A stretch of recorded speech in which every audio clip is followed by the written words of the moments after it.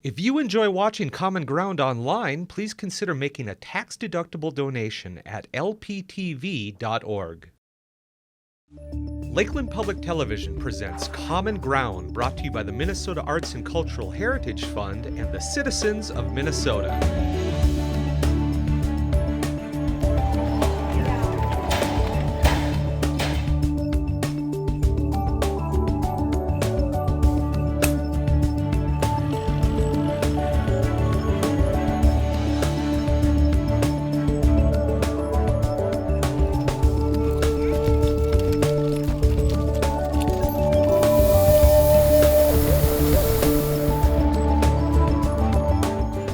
Hi, welcome to Common Ground. I'm your host, Scott Knudsen.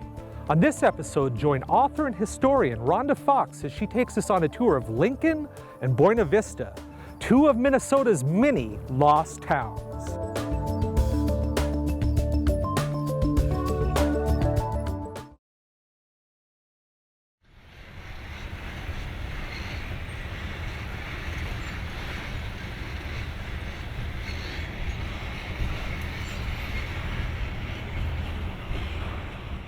As a history teacher, I never cared about dates. I always wanted to tell the story of why people did this or how it affected their lives and stuff. And that's what I wanted to kind of do with that. But I wanted to tell how it affected people's lives. I wanted to tell the stories. Today we are in the town of Lincoln, Minnesota, which is a lost town in Morrison County. And the town of Lincoln was actually platted in about 1893. And it's a small town that was once thriving. And today we're there actually having a book launch party and a community church social at the old 102-year-old Lincoln Community Church. Hi. Hi. Nice to see you guys again. Good. I heard you had this wonderful book of ours. Yes, actually, it really turned out really well. So I think they have a nice mix of pictures and stuff. Would you like a copy? I certainly would. Well, let me get you one to sign back here. My book is called Minnesota's Lost Towns, and it's the northern edition. It covers about the top 40 counties of Minnesota, all the way from about Morrison County north to the Canadian border, east to west borders. It covers nearly 150, but more like about 135 lost towns. And they're fun to read narratives. I focused on the stories of the people and the places rather than the academic history. But the book is based on solid research. Everything in the book was in the records. Some towns left a great deal of information behind, some towns not so much. But everything in the book, I wanted it to be historically accurate. Covers it county by county, a couple of towns in each county at least, but again, it tells the story of the people and the places of northern Minnesota. Towns that were once thriving, had a post office, a retail center, a real community feel, and now pretty much are non-existent as a town. Some of the towns survived in the area names. Many of them left behind school buildings, town halls, cemeteries, and a rural population, and some buildings, foundations, barren land. But basically it tells the story of the long ago towns that were once thriving and now are just memories in people's minds and hearts. And that was one of the harder parts of the book, is to determine exactly what a lost town was, because Minnesota's lost towns are different. They're not the Wild West images of dusty, tumbleweed-strewn streets. We're more the packed up, moved away kind of variety, or left to fade to the elements. What I finally came up with, the definition that I liked, is a town that was once thriving but no longer exists as a viable town. It still may be an area name, it still may have a rural population, but it's a town that was once thriving with the thriving community that no longer exists as a town. The reason I got interested in lost towns was my grandparents had homesteaded in Montana in the early 1900s in a little East Montana town called Purewater, Montana. And my grandmother would tell me stories about the town, and basically after about 10 years, the town just ceased to exist, nothing left. Also, my aunt in Wisconsin has property on which the town of Emerson, Wisconsin once sat. And that was a logging town in the late 1890s that was destroyed by tornado and fire afterwards. And when we were younger, we would crawl around and dig through the depressions and find old things. And as I got older, I moved up to an area, Lincoln, Minnesota, that was once a thriving town, and I was just fascinated with the story. Lincoln basically started out as a railroad town. In those days, you had to have a town about every 8 miles because it was considered the ideal round trip distance for a farmer to bring his products to market. And the train depot would stop here and bring passengers from the Twin Cities or points away from here. They would come here for the weekend to fish and enjoy the lakes. Also another one on the north shore of Minnesota, Taconite Harbor. I always thought lost towns were long ago towns, but Taconite Harbor was built in the 1950s and died in the 1990s. It lived within my lifetime. So I was always fascinated by those stories. The older I got, I thought this history is great, and people today want that connection, and we all have that connection to these areas that are lost to history. And I just wanted to share the stories of the people and the places of Minnesota's past.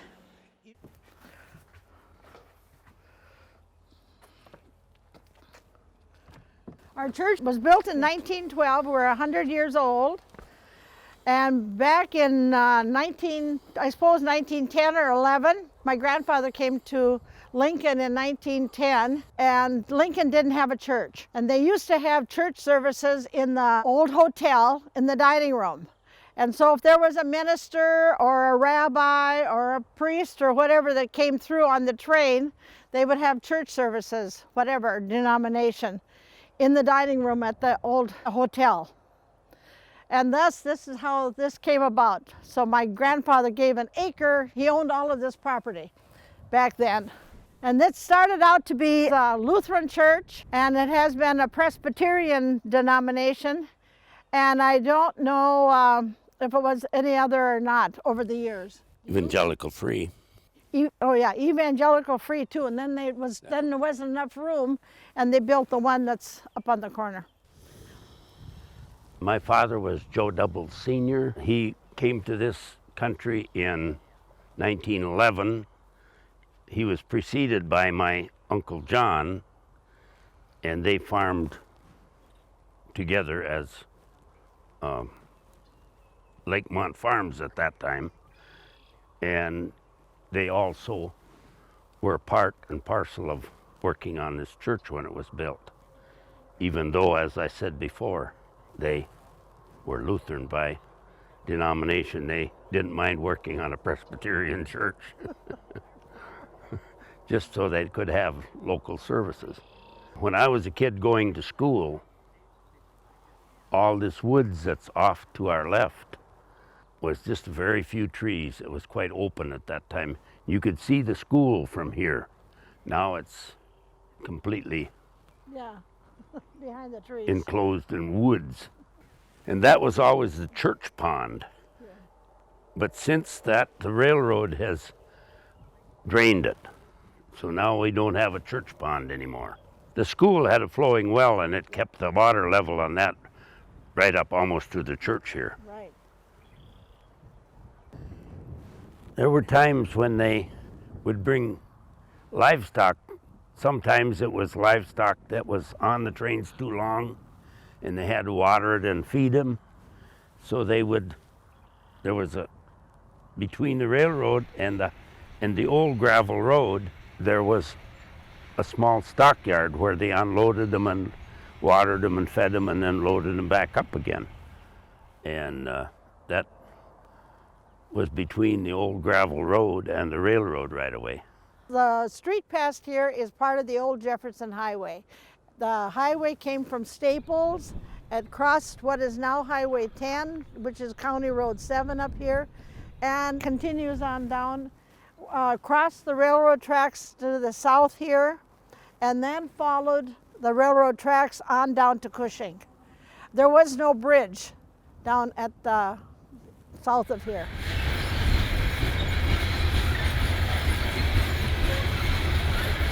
Right about in this area right here, there was a pool hall. And I suppose somewhat of a restaurant too. And above it, where it had been living quarters, but it had been changed into where they made jigsaw puzzles. Next to the pool hall was the lumber yard, Morrison County. My dad called it Knot Hole Company, but it was Morrison County Lumber Company. And the foundation is still here. That you can see the foundation for the lumber yard. Well, my grandfather, I don't know whether he was president of the bank or whatever, but I do know that as a child, after the bank was closed and they had a lot of deposit slips and old checks and stuff like that, I used to play with those. And so I don't think there's any more of them around. I think I used them all up, writing on them and so on. But the bank has had several different people have bought it over the years. Somebody bought it once, was going to make a sandwich shop. Another was going to make an ice cream shop. So the ice cream shop did come to fruition. That did. Oh, okay. Roy Popolinski had a soda fountain and okay, because they lived in there too. And that was in the late 40s. That's the last time I know that it's been put to any use, but it's been completely reconditioned, new windows.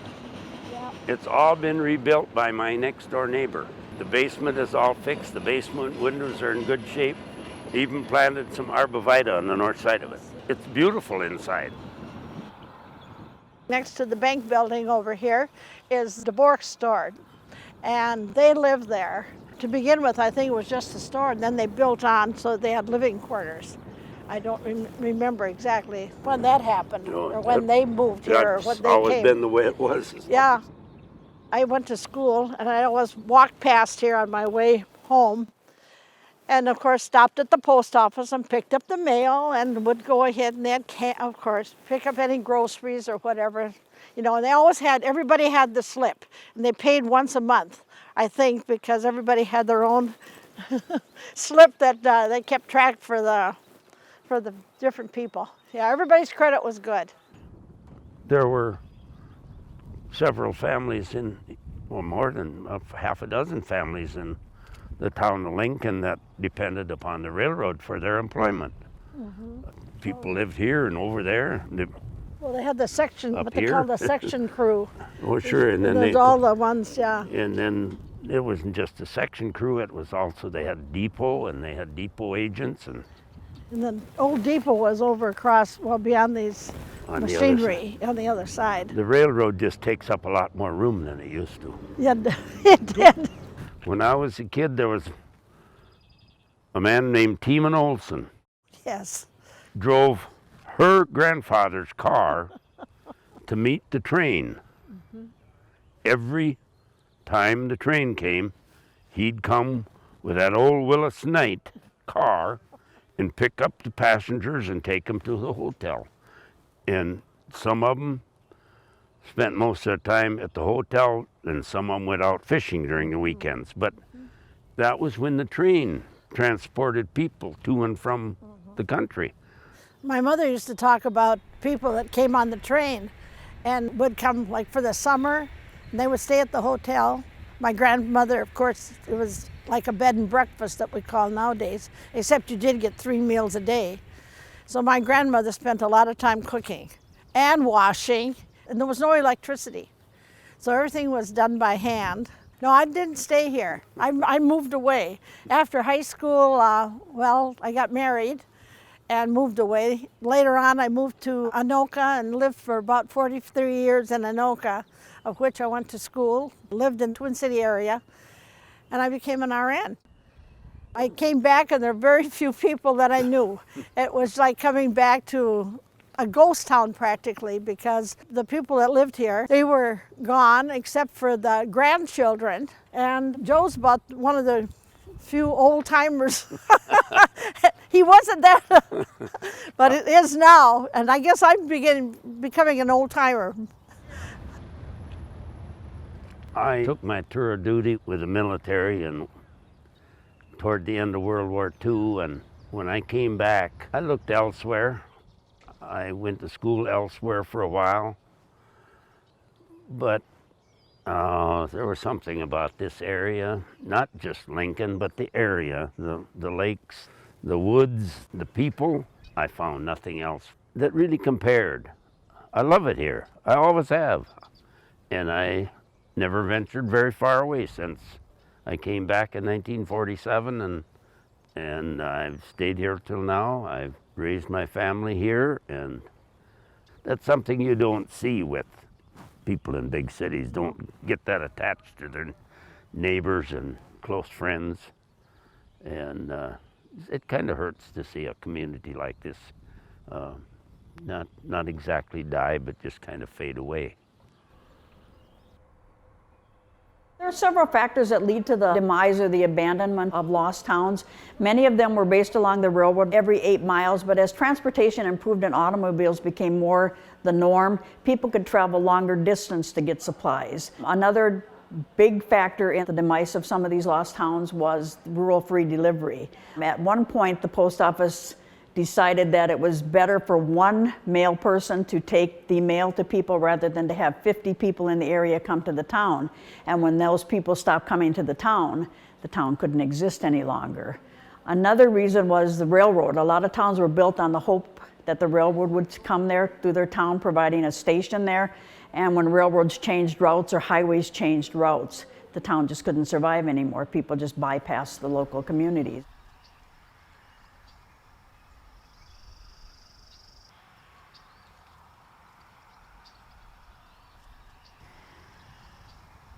Hi, today we're in Buena Vista, located in Beltrami County, about 12 miles north of Bemidji. This area has always been a very historical area. As early as 1738, the English cartographer David Thompson had been here. And in 1823, early 1800s, Count Beltrami had been here. He was looking for the true source of the Mississippi River, and he saw Lake Julia, which is in the background of this town, and claimed that as the true source of the Mississippi River. But as we know later, it was Lake Itasca that is really the true source. But from that time on, in about 1896, this became a town dependent upon the logging in the area, and the town's peak was from about 1896 to 1912. By World War I, its heyday was over. This building here is the Turtle Lake Township Hall, built in 1898. It originally began its life as the Buena Vista School. Everything is pretty much exactly as it was except for the siding now that's there. Buena Vista is just to my right that way, a little bit to the south. And after the town faded, the building, the actual school building, was moved here a little bit to serve as the town hall. The building was just a one-room schoolhouse, serviced people from about 1st grade through 8th grade, one teacher, located right in the town. One of the interesting things I noticed when I was doing this research is the very first things that people built in a town were the school and a church. So I think it's fantastic to see how important religion and educating their young were.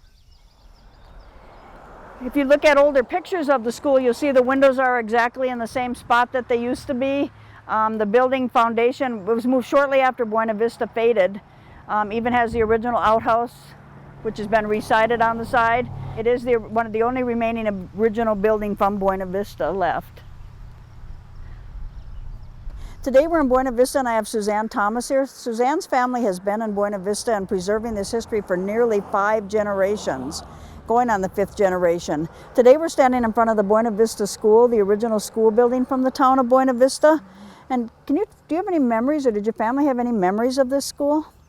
Yes, they did. My dad and my 2 aunts and my uncle all went to school here. It's a one-room schoolhouse, and it had a huge stove, indoor stove.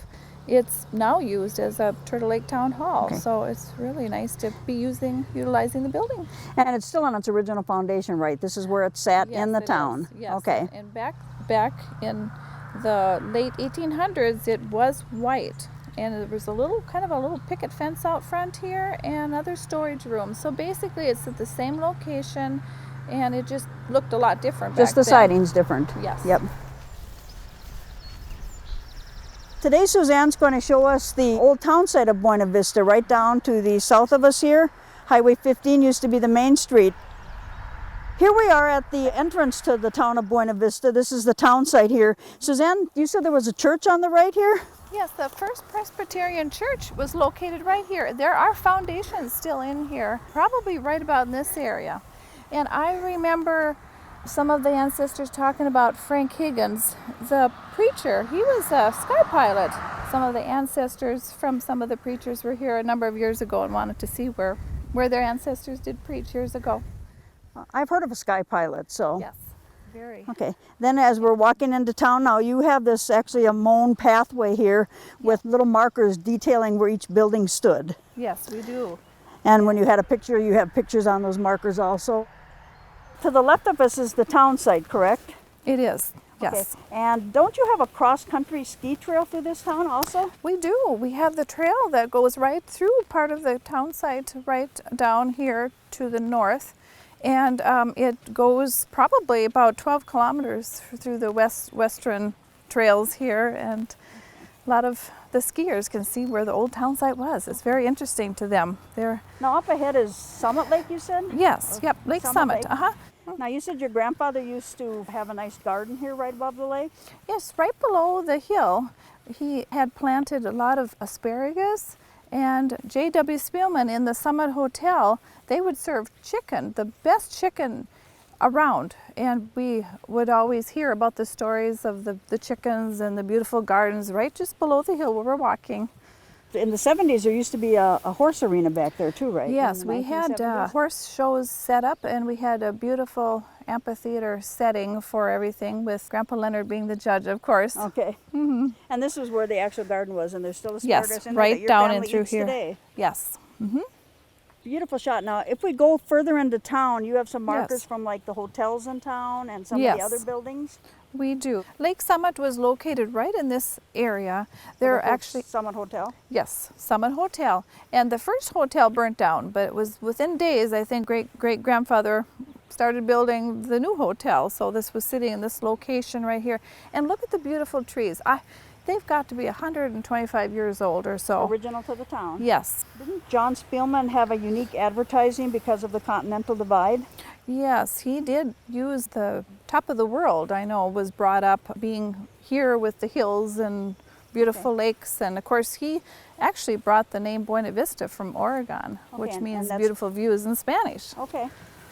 Now, the Continental Divide would mean the rain would fall either to the north Hudson Bay or south to the Gulf of Mexico. That's correct. Yes, we're Okay. kind of right here in the parting of the waters. Now, to the right here, it also says that there was a hotel here. Yeah, the Scania Hotel was just south of here. And probably right in this area, as our marker says, it was the Stainland's Bargain Store. Okay. I'm So the wondering. little mini mall of its day. Absolutely. They probably sold a little bit of everything. Yep, I guess so. Yes. Now, you mentioned the Hudson Bay Company. The Hudson Bay, waters flow to the Hudson Bay. Yes. Wasn't there a fur trading post here in the early days? Yes, actually, if we would keep walking, I would say another maybe 3 blocks here to the south, we would find the location where the Hudson Bay Trading Post was. And our township, which is the Turtle Lake Township, just was awarded a grant to do some archaeology digs to try to find relics How from fun. that. Now, up here, there's some remains. What is that? Well, that's a kind of a frame of the bullpen from back in the early 1900s. The original boards are there, and we've And a actually, bullpen was like a stockyard, or? it's kind of a holding place for the bulls, and there are some old chains still attached to some of that wood, and some relics. So you said the township was going to be doing some archaeological research and digging and stuff. What is the hope of that? They are quite interested in just seeing what's out there, you know, and they pretty much have to have the professionals come in and do the digging and concentrating on certain areas such as the Hudson Bay Trading Post. They know just where that was, and they're kind of knowing what they may find, and it's just something of interest for all of us. And I think people sometimes forget that history can be in their own backyards. Yes. I mean, you know, and the history of our nation, the Hudson Bay Company is part of that, but still, it's our history. It is our It's our history. history. And we do want to preserve it, and we Right. want to share it and let it go on for generations to come. Right. Because Or once it's gone, nature then it's reclaims very gone quickly. and forgotten. Very Yes. quickly. Now, is that an old homestead across the way there? Yes, that's where Ralph Dickinson lived, and more recently my grandfather, Leonard and Agnes Dickinson, lived there all their lives. And what's that old stone formation there? It looks like a barbecue grill or something. It is, it's an outdoor fire area. But it was part of the old original building? The fireplace in the house? It was actually just freestanding. That's Okay. where it was in the lawn. All the picnics are held there. Well, Suzanne, thank you for showing me the town. It's amazing how this history is right here on the side of the road. I think it's great that your family for 5 generations is preserving it. And I think the reason they love the book so much is that it's their personal history. You can read about presidents and wars and all that national history, but this is personal to them. It's places they know, places they live, people they know live there. And so it's just a real personal history, and it makes a lot of connections with people.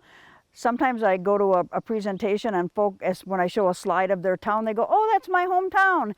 And they proceed to tell me the greatest story about how they came to that town and what that town meant to them. And they're just so excited to be able to share that with me, but also to see their history in a book.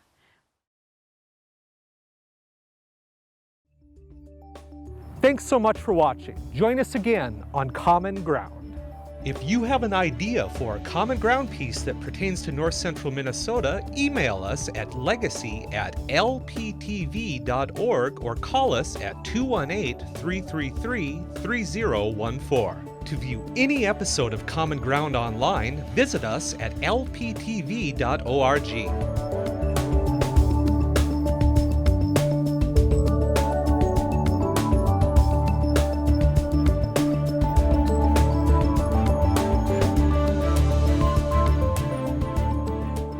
To order episodes or segments of Common Ground, call 218-333-3020. Common Ground is brought to you by the Minnesota Arts and Cultural Heritage Fund with money from the vote of the people November 4th, 2008. If you enjoyed this episode of Lakeland Public Television's Common Ground, consider making a contribution at lptv.org.